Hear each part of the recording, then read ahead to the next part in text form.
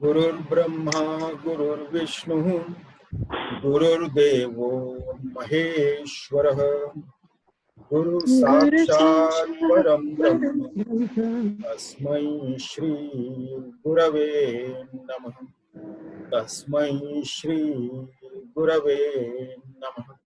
Sada Shiva Samarambham, Shankaracharya Madhyamam, Asmadacharya Paryantam, Vande Guru Parampara. In our last session, we discussed up to the 53rd shloka.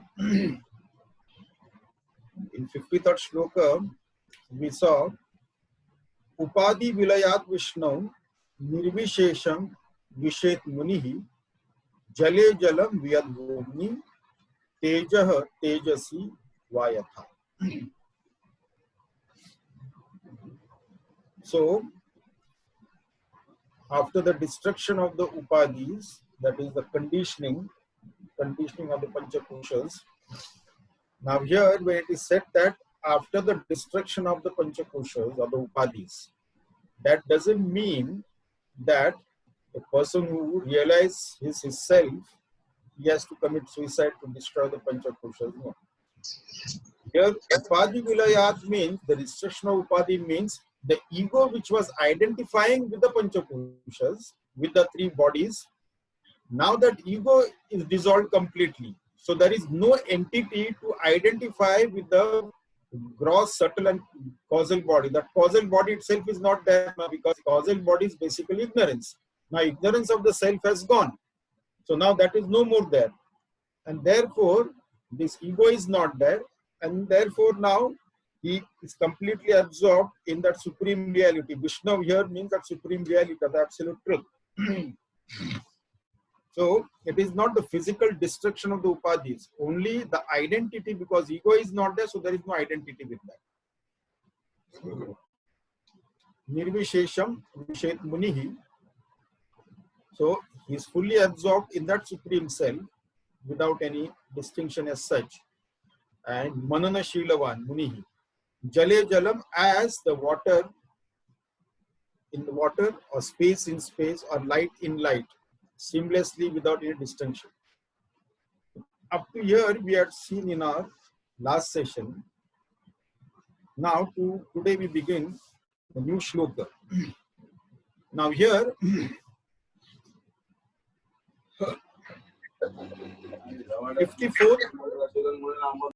54, 55 and 56, these three shlokas, they speak about Tatastha Lakshana.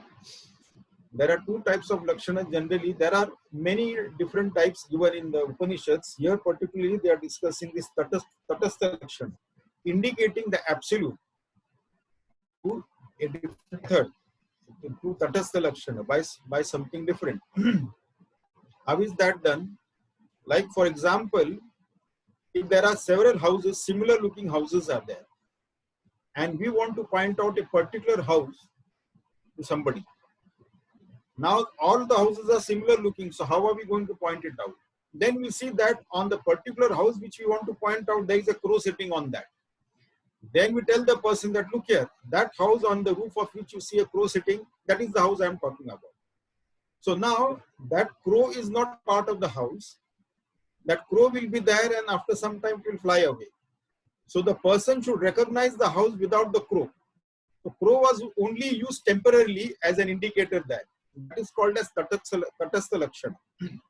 So from 54th, 55th and 56th, these three shlokas, they talk about this Tatastha Lakshana. In 54th shloka, Yal labhat na aparah labhah, yat sukhat na aparam sukham, yat jnanat na aparam jnanam, tad brahma iti avadharaye. So now, Yal labhat na aparam labham.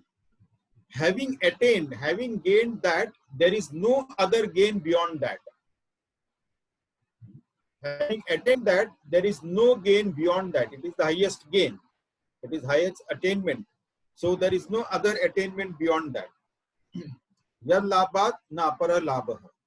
Anything we achieve in this world, wealth, name, fame, glory, and all those things, we may still be not content or satisfied. We may need something more. Even a wealthy person also desires for more wealth. If he is a millionaire, he wants to be a billionaire, and so on. So, yal labhat na param labha. Having attained that, then we don't need anything. This is the highest gain. Once we have gained that, there is no desire to have any other gain. Beyond that, there is no other gain. Then, yat sukhat na aparam sukham. Having attained that bliss, there is no joy, happiness, or pleasure beyond that. That is the infinite bliss that we are talking about. So, when we have attained the infinite bliss, there is no question of any other sukha. In the infinite bliss, we cannot add any sukha, nor we can take any, if any sukha is added or taken out, it doesn't make any difference to infinite sukha. Further down, we'll discuss more about this infinite bliss. Basically, when we become dukhi, a desire arises only when there is a sense of apurnata, incompleteness is there. Then only a desire arises. Without the sense of apurnata, there will be no desire. So the important factor is that when we have a desire, that means we have a sense of apurnata, incompleteness. And therefore, we want to complete. We want to have something. We do go by trial and error method. We are not happy, we go by trial and error method.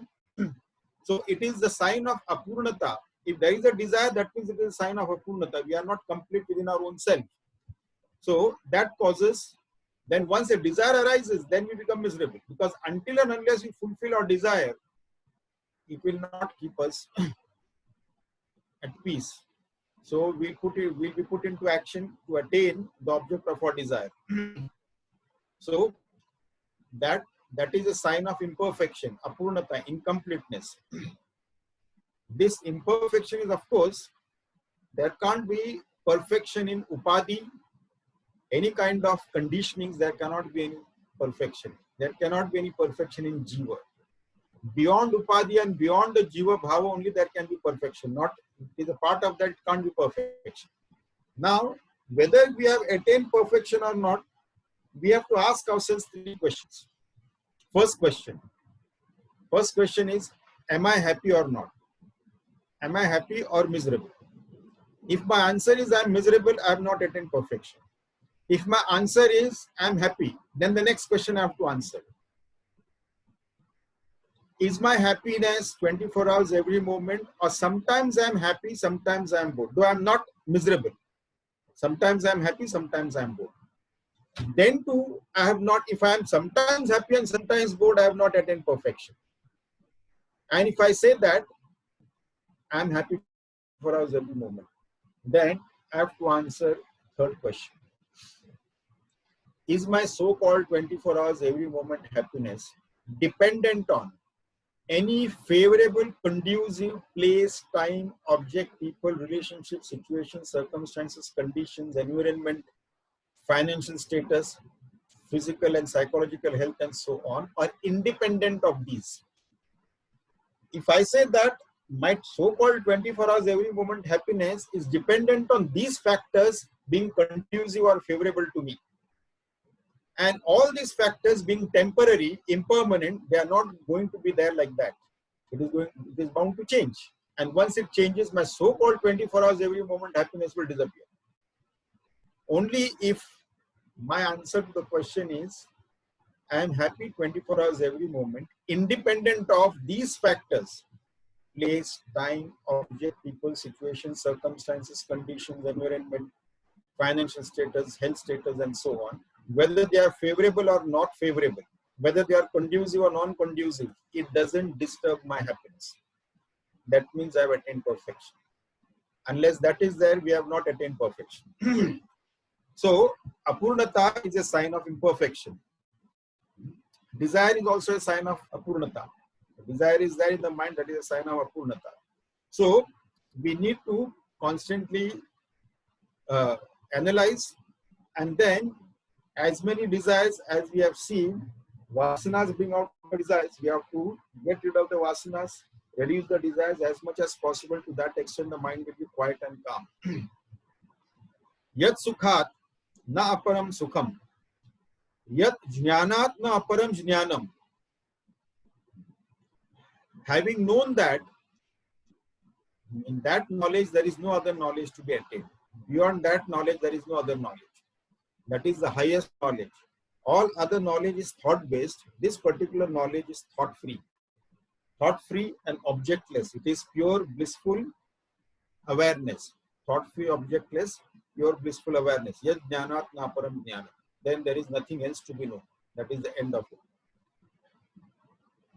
So, in Atmabodha, all imperfections are realized to belong to Upadhi and not to the self. And as soon as that realization happens, the self-realization happens, Atmabodha happens, instantly all the imperfections are destroyed. We attain perfection, whatever the external circumstances may be. Tad Brahma iti avadhare. That is supposed to be the Brahman. Tad Brahma iti avadhare. Realize that to be the absolute truth of that Brahma. Tad Brahma iti avadhare. Now, this was the first Tatastha Lakshana by talking about in terms of gain, in terms of happiness, in terms of knowledge. This we understand very well. We understand gain very well. We understand knowledge very well. We understand happiness also very well. Now, taking that into consideration, now this is told as there is no gain beyond that. There is no bliss beyond this. There is no sukha beyond this infinite bliss. And there is no knowledge beyond that. Similarly, now, in the next one, in the 55th shloka, Adi Shankaracharya says here, Yad drushtva na aparam drishyam, Yad bhutva na punaha bhava, Yad jnatva na aparam jneyam, Tad Brahma iti avadharaye. Yad drushtva na aparam drishyam. Now, in Vedic philosophy, all the Shastras, they are called as Darshana. Darshana, and the one who has realized it, he is called as Darshanik. So seer of that reality, of that truth, that is spoken of in that particular Shastra. So yad drishtva na param drishyam. Now drishyam, when it is said seer doesn't mean that somebody is a seer and something is seen. It is not like that. So one has to understand this. Yad drishtva na param drishyam. So this is not that the realization of the self is that you see your own self as an object, and then having seen that, then there is nothing else to be seen. It is not like that. But in a manner of saying, it is said that yad drishtva na aparam drishyam. So there is nothing to be seen. That means that the sensory perception also, there is nothing to be attained. And the Shabda Sparsha Rupa Rasa Gandha, that is what we look for sukha in these fields only. So having attained that, now we have got nothing to do with all the objects of the sensory perception. We have got nothing to do with that. So yat drishtva na aparam drishyam. But it is not to be considered that absolute truth, that Brahman is something like an object, that when we see that, then having seen that, we don't have to see anything, or there is nothing beyond to be seen. It is not like that. This drishyam has to be understood very properly. There should be no confusion here. Drishyam is regarding any sense objects that we have. So beyond that, there is nothing to be seen. So, and then yad bhutva na puna bhava. Yad bhutva, having become that, knower of Brahman becomes Brahman. Knower of truth becomes truth. Or rather, he is the truth. So having known that truth, that means we have transcended our limited existence. Limited existence as Jiva Bhava, as Jivatma. We have transcended that. No more that ego has dissolved. Ego is the one which carries the load of this gross and subtle body. So now that no more that ego is there to identify with that, and therefore now this is the last. One has become Jivan Mukta, this is the last. So after dropping the body, there is no question of any birth again for that person. The one who has realized the self, Yad Bhutva, having realized the self, having become that, Brahmavid Brahmaima Bhavati, Having become that, now there is no question of any more taking the form again in any locus, not just this earth, but any locus at all. That is called a Jivan Mukti. Punaha Bhavaha. There is no birth again. So, birth is for whom? As long as the causal body is there.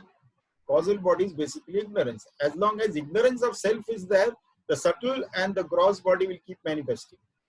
So, at the so-called death also, when a gross body is dropped, the subtle body continues its journey in search of another gross body. And that is how it begins its samsara there. So, it is just pack up and unpack.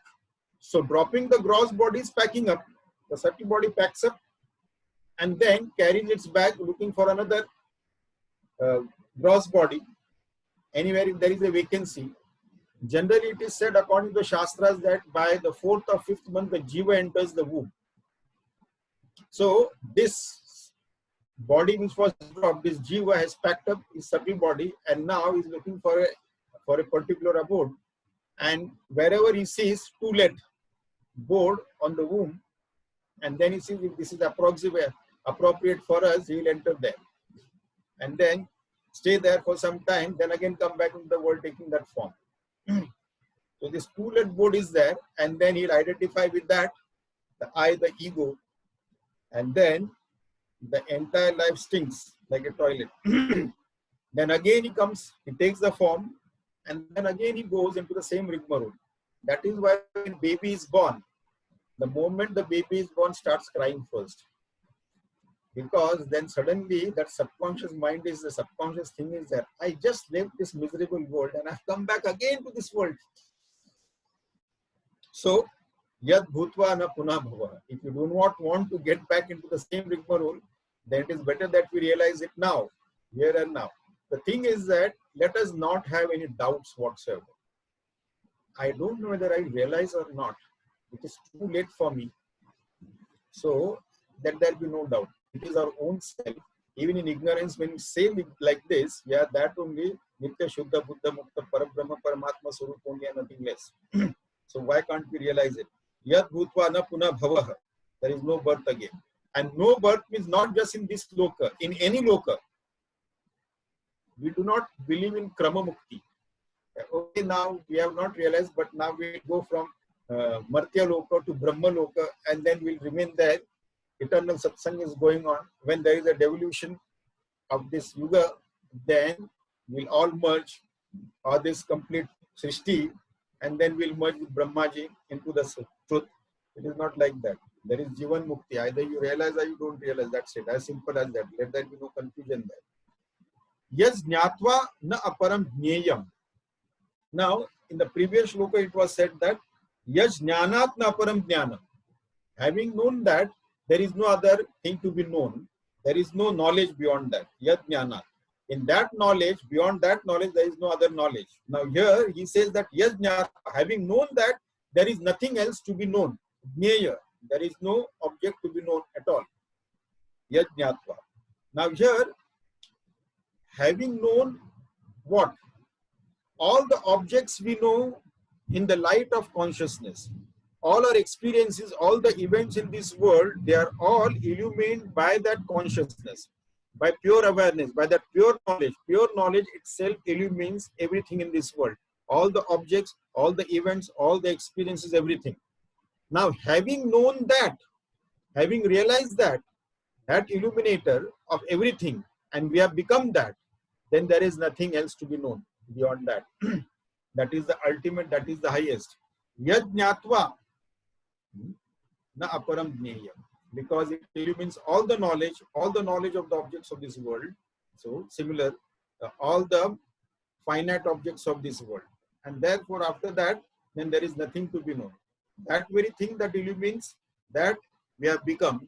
So now there is nothing to illumine, nothing is left now. Tad Brahma iti avadharaya. So know that to be Brahman. Now, having said that, in the same series of Tatastha Lakshana, we get on to the 56th shloka. Tiryam urdhvam adah purnam Satchidanandam advayam anantam nityam ekam yat tad brahma iti avadharaye. So realize that to be Brahman. What? Tiryam urdhvam adha purnam. Now you see, there is a limitation of language when you are talking about something that is infinite. When we are talking about infinite, it is very difficult, or it is nearly impossible, or almost impossible only to talk, to give an example, because always we can give only example from the finite world, and all examples that we give from the finite world will have its own limitations. So examples from the finite world cannot be stretched. It can be used to a certain extent. You cannot stretch beyond that, because for the infinite there can be there can be no comparison. But somehow now the master has to give some kind of explanation to the disciple. So then he has to say, but sometimes he may sound gibberish also because of the limitations of words. When talking about that absolute infinite truth, supreme truth or reality. So here, Tirya, Urdhvam, Adha, Purnam. Now here, Purnam, that is complete, Tirya, everywhere, Urdhvam, above, Adha, below, Sat Chit Ananda, that is existence absolute, knowledge absolute, and bliss absolute. Anandam, Advayam, non-dual. Anantam, infinite. Nityam, eternal. Ekam, one. Yat, Tad Brahma iti avadharaye. Now all these words are given, which is what we understand as a Jivatma, through the limitations of our mind and intellect, what we can understand, something that is finite. And then it is told that that is beyond that. So we understand that it is, we see everywhere, we see above, we see below, those things we see. But actually, this is only in comparison. Now, if you have to talk about the infinite, can we say that it is above us or below us, or it is in the east or west? So, or it is everywhere like that, here and everywhere. So, of course, we always compare with what is known to us for finite intellect. But in infinite, there is no such thing as east, west, north, south. There is no direction. Direction is there only for those who are on earth. That too in relation to the rising sun. When the human being on earth goes into the spaceship, into the space, for there he has no sense of direction. In earth, we have a sense of direction, the sense only this east, west, north, south is just an imaginary direction that we have created in with reference to sun. And when we are in space, there is no above, below, or east, or west, or north, or south. So in infinite also there is something like that only. There is no below, above, anything like that. So this theory of Urdhvam, Adha, all that thing, Purnam, because Apurna we understand, Purna we understand. So we say, we talk in terms of Purnam. And then Sat Chit Ananda, existence we understand. Because this is the only existence, Sat, our own self is the only permanent, eternal existence, Anantam. There is no end to it. Anantam, infinite, and Nityam, eternal. All other existences, they are subject to change, that we know very well. Because everything is temporary. So everything keeps on changing. Having said that, Satchidanandam Advayam, that is non-dual reality. There is no other thing other than this. One without the second. There is nothing other than this. Anantam Nityam Ekam Tad Brahma iti avadhare. Now we have to understand that words have its own limitation. Though it is also a problem for the Rishi, for the master, for the Sadguru to explain something which cannot be explained in words. The thing is that which is infinite, how to bring down, because words are finite, how can we bring down that infinite to the level of the words which are finite? So it becomes very difficult. But of course, the disciples were sitting at the feet of the Rishi or Sadguru. They will continue asking that. Truth defined is truth defiled. We cannot even define it, because that absolute truth doesn't have any name or form or color or quality or anything like that. It can't even be named. And yet, we cannot define it. Definition is not possible. And truth defined is truth defiled. That is also there. It has got limitations. So, even forget about the absolute when you are talking about the absolute truth. Forget about that. Even our day-to-day mundane experiences, many of our experiences we cannot put in words. You see, for example, once it so happened that the disciples, as usual, they were asking the master, please tell us about that absolute truth. Now, every time when this question is put to the master, he'll go into silence. He'll not speak a word, he'll go into silence. Now the thing is that one day, but the disciples will not leave. They put the question, and then instead of going into silence, he decided to answer. He decided to open his mouth rather. He opened his mouth to speak. So the disciples thought that, okay, today we'll get the truth. So instead of answering the question, the master put a counter question. Have you seen a rose flower? So everybody said, yes, they have seen rose flower. And then, can you describe a rose flower? Yes, everybody raised their hand. Yes, we can describe it very well, very beautiful. Fine. Have you ever smelled a rose flower? Again, everybody said, yes, we have smelled a rose flower. Now describe the fragrance. Rose fragrance. Now everybody went into silence. How to describe rose fragrance in words? Is it possible to describe rose fragrance into words? What can we say about rose fragrance? Rose fragrance is unique to rose. We cannot compare and say that it is like champa or chamelia or some other flower. No. Rose fragrance is rose fragrance. So can we put it into words exactly what that rose fragrance is? So the disciples went into silence. Then he said that, okay, another example also we can take in the same line. Suppose a person who has never tasted sweet in his life. He has tasted sour, bitter, salty, and spicy. 4 tastes he has tasted. He has never tasted sweet in his life. Now, if somebody has to describe what sweetness is to this person, so how are we going to describe what sweetness is? Listen to this very carefully. Not what a sweet is. Sweetness, not any particular sweet we have to describe. We have to describe the very taste called sweetness. The person who has never tasted sweetness in his life.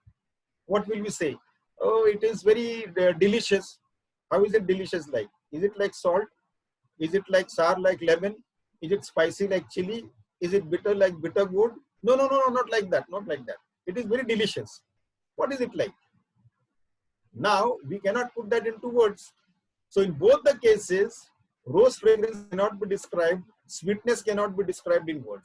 At the most, we can tell this person, look here. Do you see that garden and there is that rose bush is there? Go there and be careful about the thorns. Pluck that rose flower, smell it, and the fragrance that you get is called as rose fragrance. And the person who doesn't know sweetness, we tell them, okay, enter the kitchen, you see that bottle there, you see white crystals there, put a spoon in your mouth, and the taste that you get is called as sweetness. So this cannot be described in words. It is beyond words. And yet words have to be used. Therefore, scriptures do not describe or define the truth. They give pointers to the truth. And therefore, scriptures have their own limitations. After a certain period of time, we have to give up scriptures also at certain point in time. But after thoroughly studying that, not before it. We have to cross the river with the boat, and having crossed the river on the other side, we have to discard the boat. We can't carry the boat. It will become a burden for us. So at some point in time, having thoroughly studied the scriptures, then we have to give up the scriptures. Otherwise, that will be a burden. So here the problem is that because of limitations of what Tirya, Urdhvam, Adha, Purnam, Satchidananda, Advayam. We know about duality, non-duality we do not know. So Anantam. We know finite, but we do not know infinite, we do not know. So opposite of that, infinite. So we call that infinite. Nityam. We know Anitya. Everything is temporary. That everybody knows. So Nitya, we do not know what exactly is that Nitya. So that absolute truth is Nityam. Ekam. Tad Brahma iti avadharaye. In infinite, this is what happens. When you are talking about the infinite, unfortunately, we have to give some example from the finite world. But again, that example from the finite world has its own limitations. We cannot stretch it beyond that. Therefore, problem is the master has got ways and means to describe or define or help the student to understand this. As we go further, now 54, 55 and 56 shloka, they were regarding the Tatastha Lakshana. Now from the 57th onwards, the Swarupa Lakshana starts. The self is indicated by Swarupa Lakshana. That is direct method. In the 57th shloka, Atad Vyavrutti Rupena Vedantaihi Lakshate Advayam Akhanda Anandam Ekam Yat Tad Brahma Iti Avadharaya. Now, Atad Vyavrutti Rupena. Vyavrutti Rupena means now that self is indicated by a process of negation. This we have already seen. Process of negation means what we know ourselves, then we start analyzing whether we are that or not. Process of negation. This is called as Atad Vyavrutti Rupena. So, now what we have seen, we understand ourselves, we tell others about ourselves in terms of conditioning. Conditioning of name, conditioning of qualification, conditioning of profession, conditioning of religion, caste, nationality, race, and so on. So these are external conditionings and we are none of these. So when the question is put, then who are you? When these questions, these answers, when you give in answer any of these, name, profession, education, and so on, so that doesn't satisfy who am I. Then we come down to our own gross physical body, the sense organs, the pranas, the mind and its contents called the emotions, feelings, and sentiments, and intellect and its contents called the thought. So now, are we any of these? Then again this negation process starts. The body, am I the body or not? How I can be the body, whether I can be the body, I cannot be the body. If I'm not the body, what are the reasons why I cannot be the body? What are the reasons why I cannot be the sense organs? What are the reasons why I cannot be the pranas? And so on. So this is called as neti neti iti. This has come in the scriptures also. This is called as neti neti iti, or this is atad vyavrutti rupena. So neti neti iti, discarding one by one. Then what remains? What remains is what I am. So this process, this is now Swarupa Lakshana, that is direct method. Now the lives, that which enlivens everything, that which gives the spark to everything, that which gives life to everything, that which gives the existence to everything, that itself is the supreme reality, the pure awareness. So that pure awareness, this substratum is pointed out by Swarupa Lakshana. So discarding everything, what remains is what I am. Now, Vedantaihi Lakshate Advayam. So, as given in the Vedic scriptures also, Vedantaihi Lakshate Advayam. So, that is indicated by Vedanta, that is Advayam, that is non-dual reality, the Supreme Self. Akhanda Anandam Ekam Yat. Akhanda means that which cannot be broken. It is unbroken, indivisible, unbroken, indivisible, one homogeneous mass, infinite, without beginning or end. So akhanda anandam, that kind of bliss. What we know about the happiness in the ephemeral existence is that something gives us happiness, some beautiful sight gives us happiness, some tasty food gives us happiness, but that lasts for some time. Some happiness, some joy, some pleasure. It is all temporary. It is not continuous. It is momentary, a few minutes or a few hours or a day or two, and that's it. But akhanda, it is one homogeneous, infinite, ananta, anandam ekam.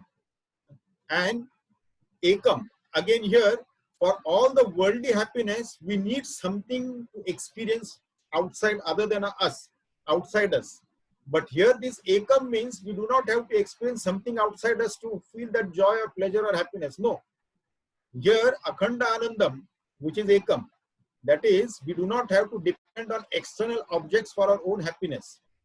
External objects, if you are dependent on, that is all useless, that is temporary. Actually, there is no happiness there, but even if you are dependent on that, there are so many factors involved. First of all, we should have that object in that right quantity and right quality.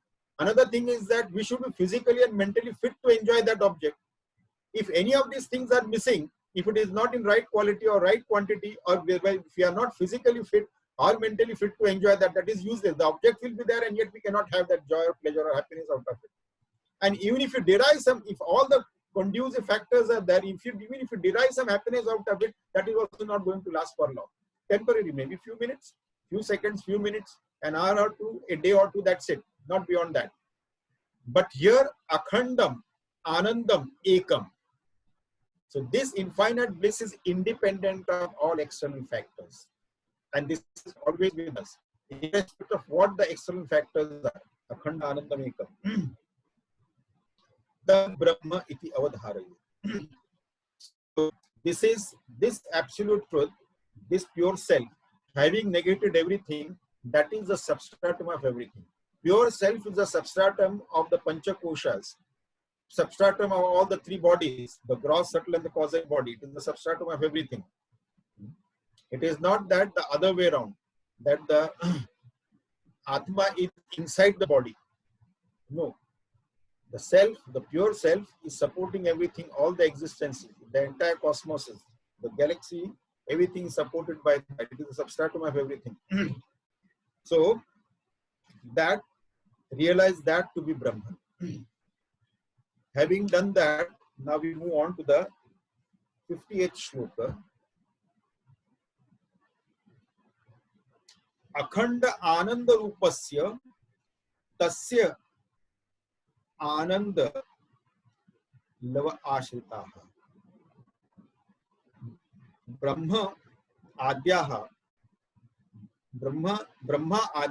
taratamyena bhavanti nandinah anindinah akhila.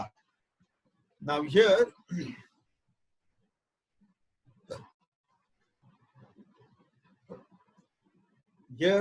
Adi Shankaracharya gives us a very beautiful example.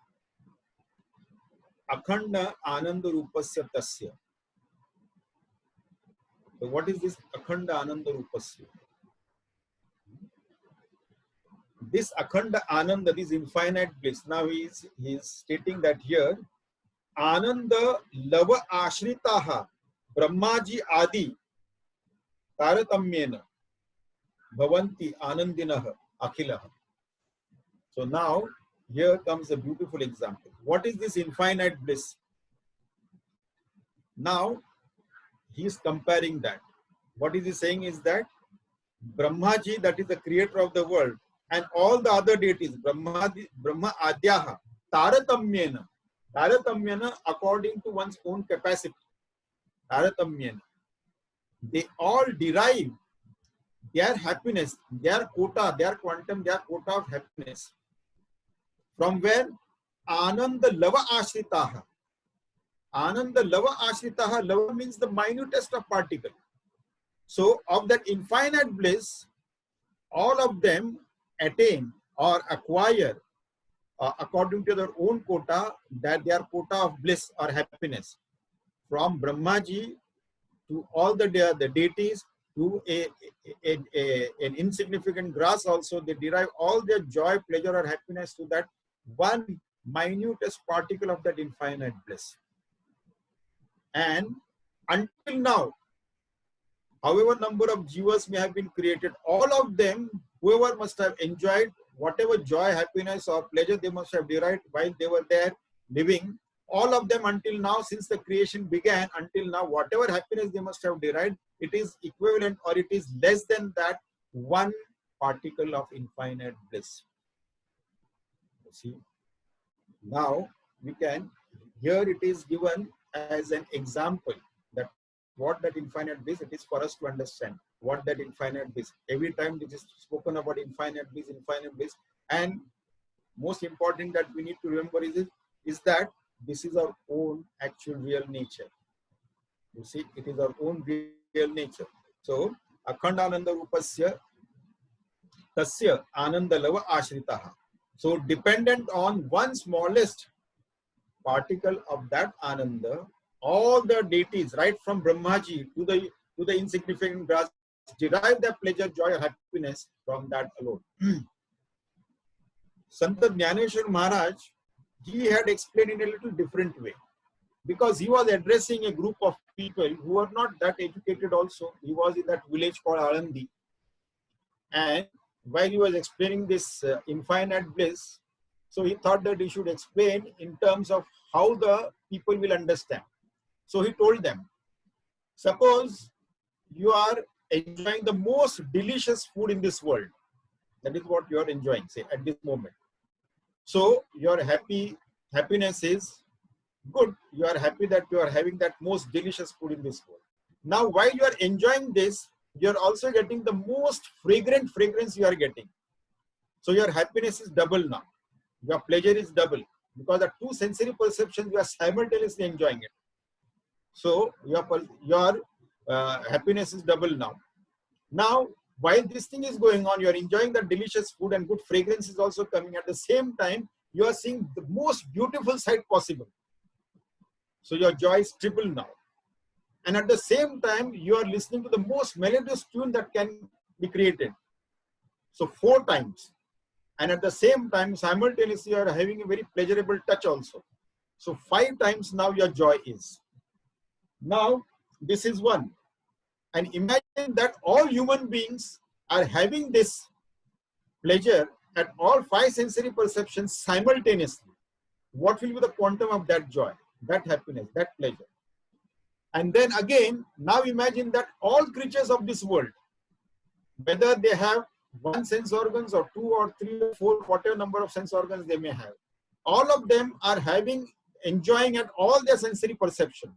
What will be the quantum of that joy? Now imagine that all the lokas with all the jivas, all the creatures in that, all of them are enjoying at all their sensory perception. What will be the quantum of that joy? And the Dev lokas, and the Devas, and the Brahmaji.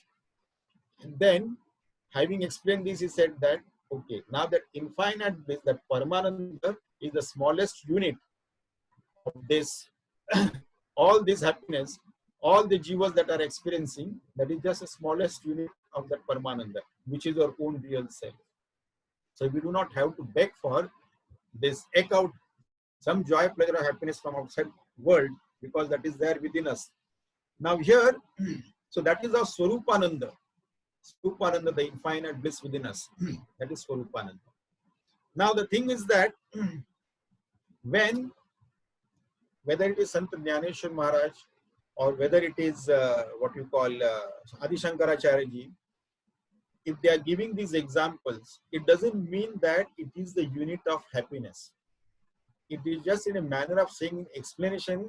They have said that the smallest particle and all the bliss is derived for everyone from that.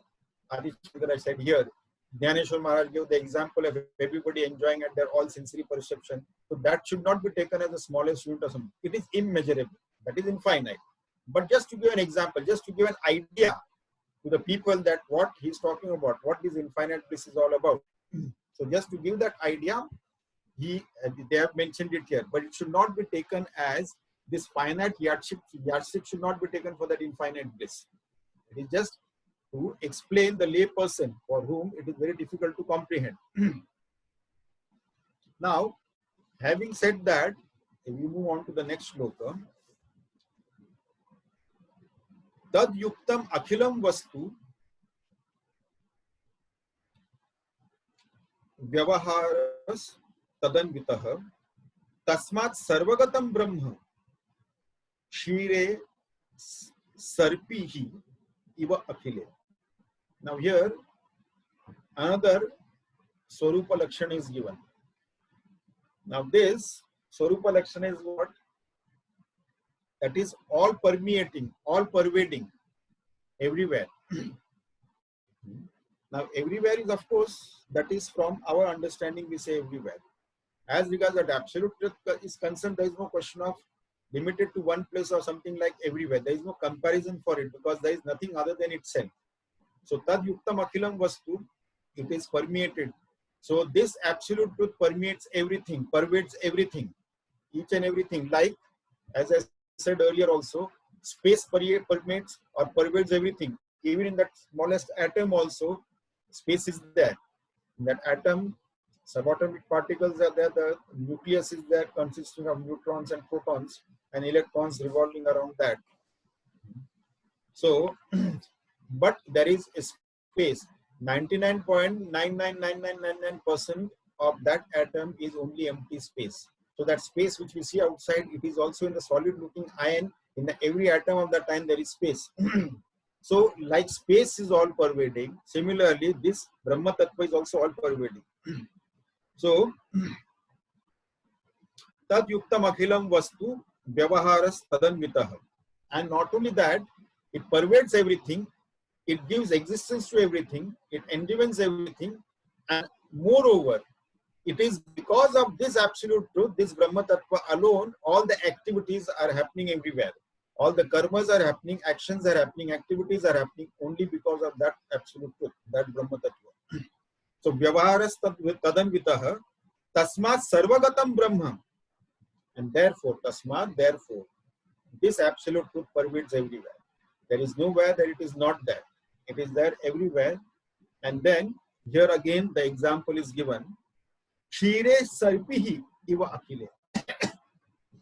Kshire sarpi. Kshire means milk. Sarpi means ghee, clarified butter. So as butter permeates milk, so also this absolute truth permeates the entire existence. It is the substratum of everything, permeates, it is in and through entire existence, as that butter permeates in and through every drop of milk. Though that butter is not seen, as this Brahma Tattva is also not seen, that butter is also not seen.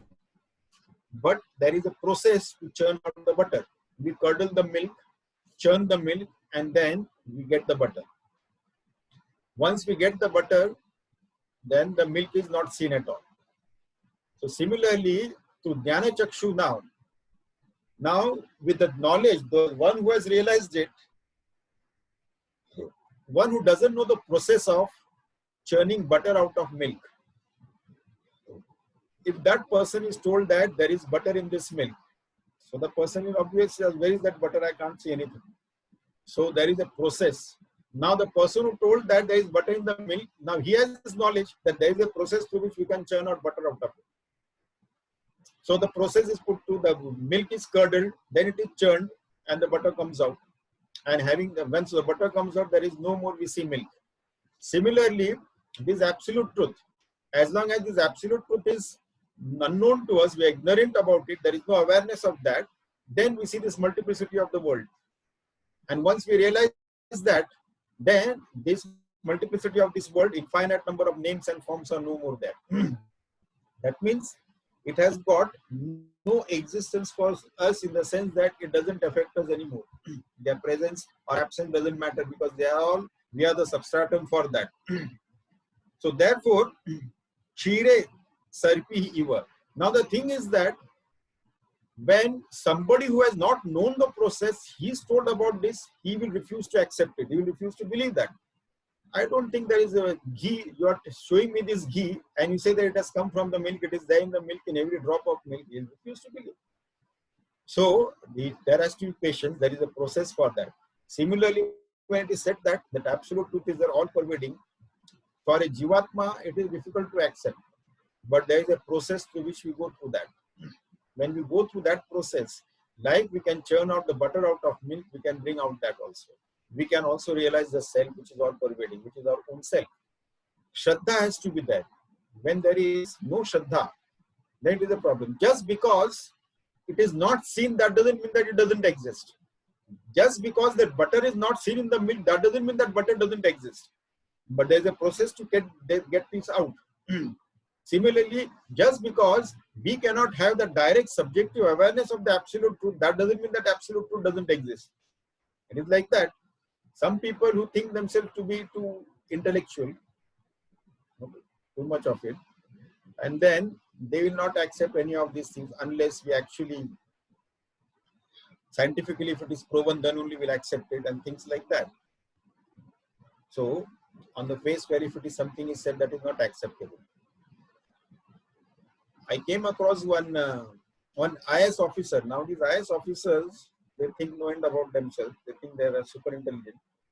That is how they got through that UPSC exam. So many of them are engineers also, IITians also.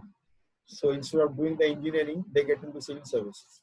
So they think that they are too intelligent. So once that fellow said that I cannot accept anything just on faith. It has to be proven by science. Unless something is proven by science, I don't accept it. So I kept quiet. I didn't say much about it. Then he was saying that therefore I am actually an atheist. I don't believe in existence of all this. Nothing. If the science doesn't prove anything, that is not acceptable. I said, very good. You should not accept anything blindly. There should be no blind faith. You should not accept anything blindly. Fine. Then I told him, do you have an old lady at home whom you call her as mother? He said, yes. And do you have an old man at home whom you call as father? He said, yes. What proof do you have?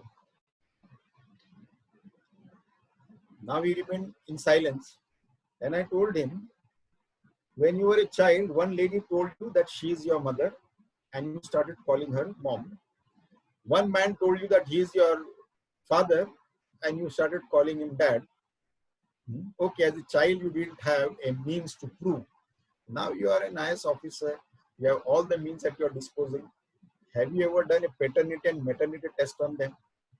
Have you had that DNA testing? Have you done to make sure that that lady is your mother and that man is your father? Have you done that? He said, no. Then on what grounds have you accepted them as your parents?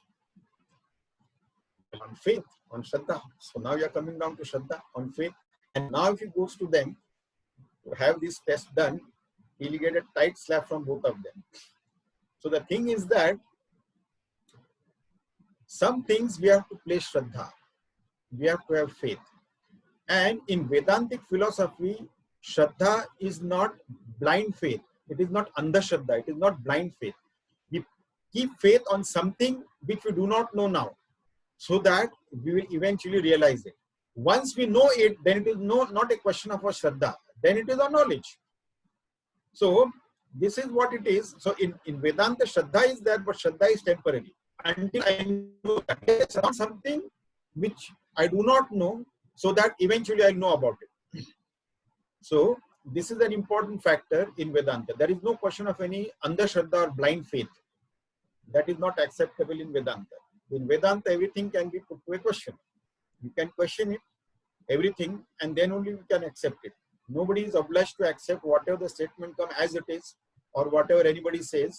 We listen to that, and then we analyze.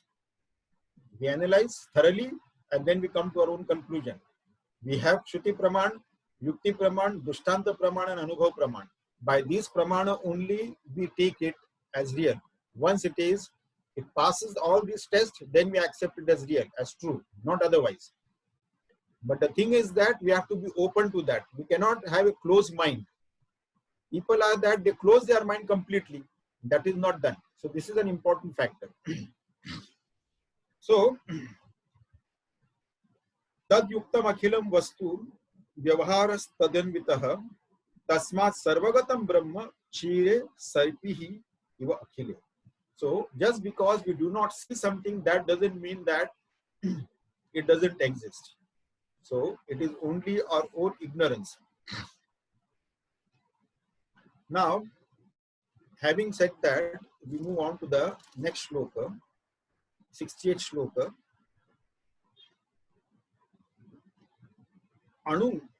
Ananu astulam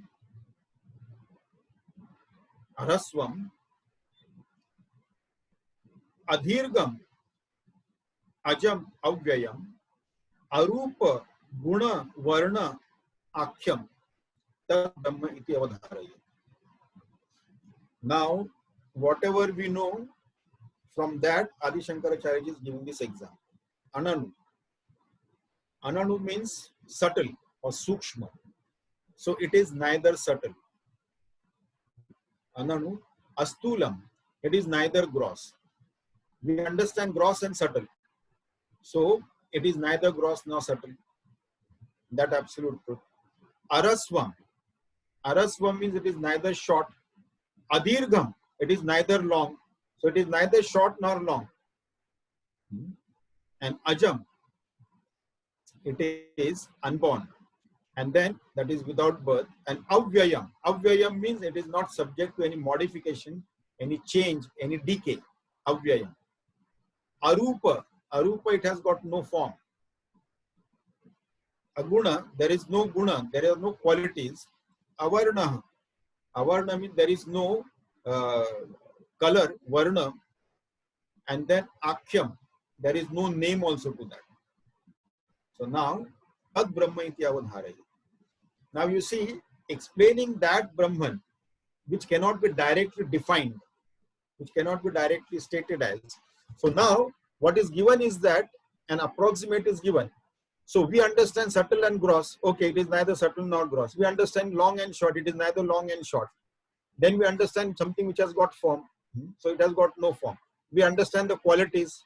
It has got no qualities. We understand the colors. So colors and form we understand. So it is formless and colorless. There are no colors to that. And that which has got no size, shape, weight, color, quality or anything like that, such an entity cannot even be named. So that cannot be even named. So such an entity now, which cannot even be named. So what can you say that? Brahman is just a working name. Brahman is also, we cannot call it as Brahman, but it is a working name. We need to refer it by some name. We can't say it always. So Brahman is given as a working name. That's all. So it is a working name. We cannot even name such an entity. So it is neither Sukshma, neither Stula, neither subtle nor gross, nor short nor long.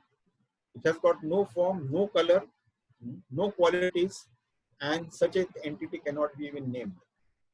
It is without birth. So it has always existed, beginningless and eternal. It has always existed. And it is there, because it has always existed, there is no question of any decay or change or modification. It will remain the same all the time. There is no reduction or increase. But something which is infinite, infinite minus 1 or infinite plus 1 doesn't make any sense. So infinite is infinite. So Tad Brahma iti avadharaya. So understand that to be Brahman. Having said that, now we move on to the next shloka, shloka 61. Yad bhasa bhasyate arkadi bhasya hi yattu na bhasyate yena sarvamidam bhati tad brahma iti avadharaya. Yad bhasa bhasyate arkadi. Now, by whose light, bhasa is the light, prakasha. Yad bhasa bhasyate arkadi. Arkadi means all the luminous orbs that are there in the space, like sun and moon and stars and all that thing. Yad bhasa. So that by whose light all these shine. Sun draws the light from this supreme reality. Sun, moon, stars, all these entities, they derive the light from that supreme reality. And this sun, moon and stars and all those things, fire and all those things, they cannot illumine the supreme reality. Like, because of that light of consciousness only, the intellect can grasp the knowledge of all about this world. But that intellect functions because of this supreme reality. And therefore, this intellect cannot illumine that supreme reality. Because it is on a borrowed light, which is from the supreme reality. It cannot illumine that. And therefore, this is beyond the comprehension of intellect. Therefore, in meditation, we need to transcend the intellect itself.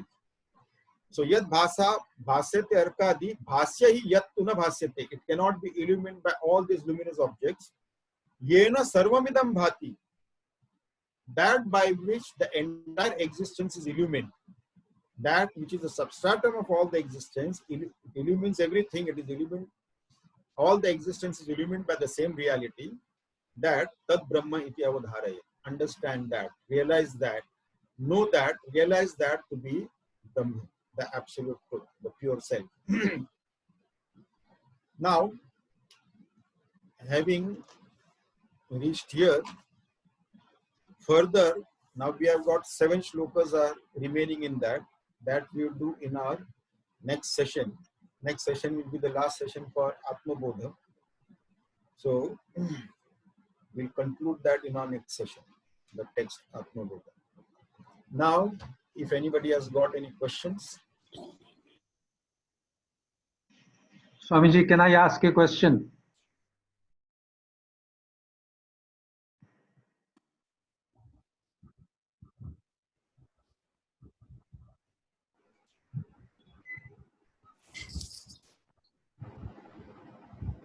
Go ahead. Hello. Go ahead. Bhagavad Sahib, go ahead.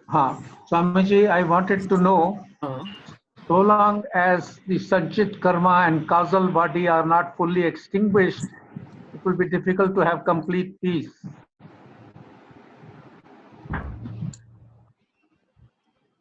So, what is your question? My question is it true that the causal body and the Sanchit karma have to be completely extinguished before we attempt to have peace? Now, first let us understand what is Sanchit karma and what is Agami karma and what is Prarabdha karma. You must have already done Tattvabodha, and in Atmabodha also it must have come. Sanchit karma is the all accumulated karma of all past lives. So many millions of lives we have lived. So all the karmas that we do in every life doesn't fructify immediately in the next life. For the karma for us to fructify, there has to be a conducive environment. So after the Sanchit karma, only certain selected karmas fructify to give us the experiences. That is Sanchit karma. When those fructify, it is called as Prarabdha karma. Then we take the form and come to this world, and that is called as Prarabdha karma, our destiny. And Agami karma is that those karmas which will fructify in the future. Some karmas we may have done in this life, which has not given the result in this life. It will give result in some future life. That is Agami karma. Now, understand this very clearly. When the realization of selves happen, when we realize ourselves, when we realize for the first time who we are in reality, at that moment ego is completely dissolved. When ego is completely dissolved, realization happens that causal body is completely destroyed. In the fire of knowledge of the self, the causal body is destroyed completely. Once the causal body is destroyed, there is no more chance of any future subtle or gross body. In the fire of knowledge, all the Sanchit karmas of the millions of lives is also burnt out. All the Agami karmas which have not yet fructified, that is also destroyed. Only what is left is Prarabdha which has already fructified. Only the body, mind, intellect will go through those, it will experience those experiences. But the one who has realized has got nothing to do with that, because the ego is now no more there to identify with those body, mind, intellect equipment. So it doesn't matter to him. So with the realization of the self, all the Sanchit karma, Agami karma, as well as the ego also gets dissolved. So absolutely it gets dissolved. There's no problem with that. Only Prarabdha karma will continue. Prarabdha doesn't belong to the inert, insentient body, mind, intellect equipment, nor does it belong to the self. It belongs to that Jivatma, the false ego. And that Jivatma is also no more there, because that ego has been also dissolved completely. The ego is no more there. And therefore, the body, mind, intellect will go through its destiny. Whatever is lifespan is, that will go through that. That's it. But it doesn't affect the Mahatma. So, of course, it gets destroyed. Thank you very much, Swami. We don't have to completely experience all our Sanchit karmas. No. The moment we realize the self, all the Sanchit karmas are destroyed. Thank you very much, Swamiji. I have one more question. In Bhagavad Gita, Bhagavad Gita, Swami, Lord Krishna says, Sambhavami yuge yuge. That means, does infinite take a finite form for that avatarhood? Infinite cannot become finite. Now, actually, the question, this particular question is not related to Atmabodha, but I'll tell you anyway, because I thought the questions will be regarding the topic which we have covered today. Anyway, so infinite cannot become finite. Infinite remains only finite, the infinite only. It doesn't become finite. If we say that, मेरा phone आपके पास है ना? हाँ, So, if we order say के लिए रखा है मैंने. if we say that infinite was born at some time to take form, actually then we'll have to accept that Krishna had some karma because of which he had to take form. So there is something called as Paramarthik Satya, something called as Vyavaharik Satya, and something called as Pratibhasik Satya. So what is this Paramarthik Satya is the absolute truth. And what is Vyavaharik Satya? Vyavaharik Satya is what we are experiencing. That is relative existence. Absolute existence and the relative existence, what we are experiencing. And there is something called as Pratibhasik Satya. Pratibhasik Satya means the avatar of Lord Krishna or Lord Rama. They are called as Pratibhasik Satya. Their manifestation is not because of some karma phala. Generally, we take form because of our own karma phala. Past karma phala, which has fructified, we take a form. In case of these avatars, they are not. It is not a result of some karma phala. No. Otherwise, then it will be like a jivatma only. No, it is not like that. It is only pratibhasik satya. It is not a result. Their manifestation is not a result of some karma phala. So that manifestation and unmanifestation happens, and we see it. It appears to us. We see it. It is pratibhasik. It is neither paramarthik nor it is vyavaharik. It is pratibhasik. It is for a particular purpose. That appearance will be there, and after that purpose is sorted out, served, that appearance will disappear. That is what it is. So we need not worry about that. From time to time, many great saints and sages and masters have come. They are all infinite only, expressing through the finite conditionings. That is what it is. They appear to us and they disappear. Many of the Avadhutas are there. We do not know their history, where they were born and how they appear. That is only Prakat Din is there. For example, Gajanan Maharaj, there is no history of that Gajanan Maharaj. Which family he belonged to, where was he born, nothing like that. So there is no Jayanti. So Gajanan Maharaj Jayanti is not there. Only Prakat Din is there. That is celebrated. First time he was seen on so and so date. So that is taken as Prakat Din, and Prakat Din is celebrated as Jayanti. They just appear and then they become unmanifest. That's it. So appear and manifest and then become unmanifest. But that is not as a result of some karma phala. Their form is not taken like that. Otherwise, we bring down that to the finite level, to the jivatma level. That is not possible. Swamiji. Thank you, Swamiji. Thank you, Swamiji. Swamiji, Pankaj here. Pratibhasik Satya and relative Satya. These two are more or less same, isn't it? Pratibhasik Satya and relative existence. The Pratibhasik Satya is only in the case of Lord Krishna and Lord Rama, avatars like that. Relative existence is for all of us. Relative existence is there, and those who have realized the self, for them the absolute truth, the Paramarthik Satya is there. They have transcended it. But to explain in which reality with the form of Lord Rama or Lord Krishna will fall into, whether it is Paramarthik Satya or it is Vyavaharik Satya. It is neither Paramarthik Satya nor Vyavaharik Satya. Then it is said that it is Pratibhasik Satya. Pratibhasik Satya is different from Vyavaharik Satya and Paramarthik Satya. But for a people like us, say this world exists in appearance. That is Pratibhasik Satya. That is what I have understood. The real existence is not there, but it appears to exist, yes, like a rainbow and other examples. So no, that way you cannot call that.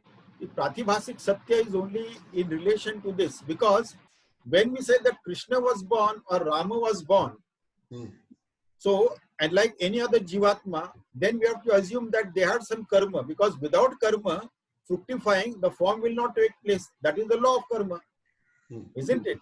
So that will not be applied to them. That is not be applicable to them. So therefore, to explain their manifestation, this Pratibhasik Satya is brought in to explain their manifestation. Otherwise, it is Vyavaharik Satya or Paramarthik Satya. That's all. There is no question of any Pratibhasik. And what you are telling about is rainbow, or it is an appearance there, or mirage water. That is all part of Vyavaharik Satya only. These are all illusion. But because these examples we can see and understand. But as regards the other things are concerned, many things we cannot see or understand that. But it comes under Vyavaharik Satya only because they are all temporary, impermanent. Hari Om Swamiji, may I ask a question? Yes. Swamiji, if I understood correctly, you mentioned that after realization, the body, mind, intellect will continue to have the experiences as per the destiny. So my question is, does the person after realization continue to experience different moods like anger, jealousy, joy, and sorrows? After realization, what manifests through his body, mind, intellect equipment is the divine is manifesting through him. Because that realization means the ego is dissolved. He is no more identified with the body, mind, intellect equipment. And the body, mind, intellect equipment is a pre-programmed equipment. And that will go according to its programming. But the Mahatmaji is least bothered about that. What happens or what to the body, mind, intellect equipment. The expressions may be there. Sometimes the anger may be expressed to that. And sometimes joy may be expressed to that. Sometimes some scolding may be expressed to that. Those are expressed to that. But Mahatmaji, ego being dissolved, he is not identified with that. So now divinity expresses through his form, body, mind, intellect equipment, very easily. So that is what it is. So, and the karmas that is done through that body, mind, intellect equipment, he is not at all affected by that, because since nobody is there to claim it, the ego is not identified with that. So whether it is positive or negative karmas, the results of those positive or negative karmas, that will go to someone else. The result of positive karmas will go to his sevaks, his devotees, his followers, and so on. And the result of any negative karmas that may happen through his body, mind, intellect equipment, that will go to those who harass him, trouble him, persecute him, and all that thing. So that will go to them. But because the karma is performed, it will give result. The result has to go somewhere. Now this Mahatmaji doesn't have ego. So the ego, because of that, the result will not be sticking to him. So it has to go somewhere. So it will go. Karma is done and action is done, the result it will give. So it will go somewhere. This is how it goes. But Mahatma is not affected by that. Thank you, Swamiji. Anybody else? Jayant? Karan? I'm good. I'm good. Thank you so much. Okay. So we'll have one bhajan, Swamiji, and then we'll have Shantipa. Okay. Swamiji, you wanted to say something, you said? No, the next will be, our next discourse, so next Friday will be the last for this particular text. Okay. Then after that, I will give you 2 weeks. All of you have to study this text thoroughly. Now, all these days, you people have been asking me questions. And after 2 weeks, we'll have a session. Then I'll be asking you questions. And meanwhile, also you have to come up with the 15th reason why I'm not the body. Then we'll take up the next text for discussion. Okay. After 2 weeks, we have examination. No, after the last session, then 2 weeks. Yeah.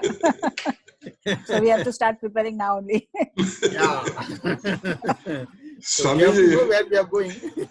Swamiji, on Friday you give your talk, and Tuesday we dissect what you say.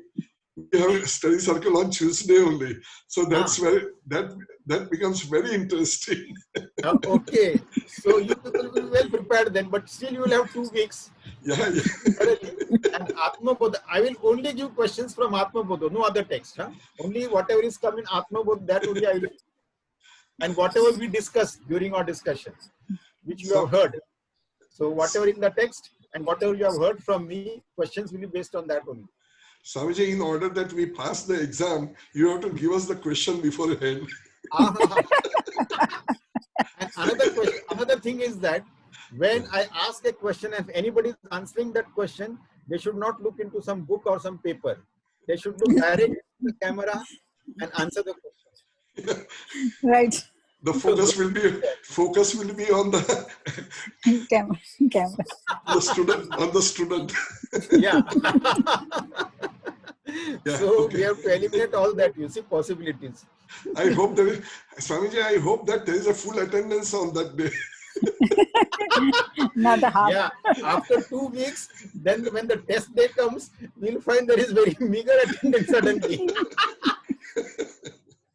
Anyway, so This used to happen in Bhiwandi. So what I started doing is that I started doing a surgical strike.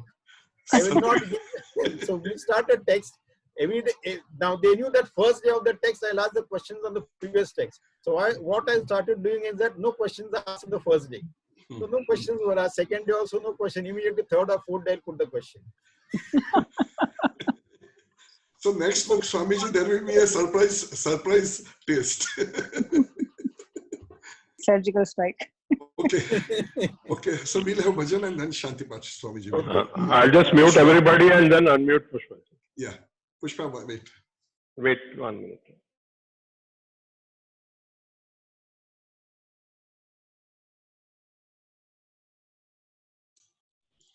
Pushpa, start. पुण्य नाम पवित्र नाम राम नाम साई राम. पुण्य नाम पवित्र नाम राम नाम साई राम. हरे कृष्णा हरे राम मधुर नाम साई राम. हरे कृष्णा हरे राम मधुर नाम साई राम. करुणा सिंधु सीताराम दीन बंधु राधेश्याम. करुणा सिंधु सीताराम दीन बंधु राधेश्याम. हरे कृष्णा हरे राम मधुर नाम साई राम. हरे कृष्णा हरे नाम मधुर नाम साई राम. पुण्य नाम पवित्र नाम राम नाम साई राम. हरे कृष्णा हरे राम मधुर नाम साई राम. करुणा सिंधु सीताराम दीन बंधु राधेश्याम. करुणा सिंधु सीताराम दीन बंधु राधेश्याम. हरे कृष्णा हरे राम मधुर नाम साई राम. हरे कृष्णा हरे राम मधुर नाम Sai Ram. Thank you, Pushpa. Thank you. Swamiji, Shanti Pach.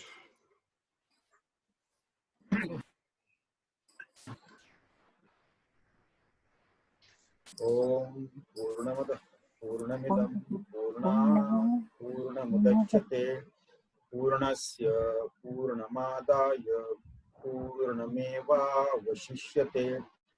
Om Shanti Shanti Shanti. Hari Om Shri Gurubhyo Namah. Hari Om. Hari Om, Swamiji. Hari Om, everyone. Hari Om. Swamiji. Hari Om. Hari Om. Hari Om. Thank you. Hari Om.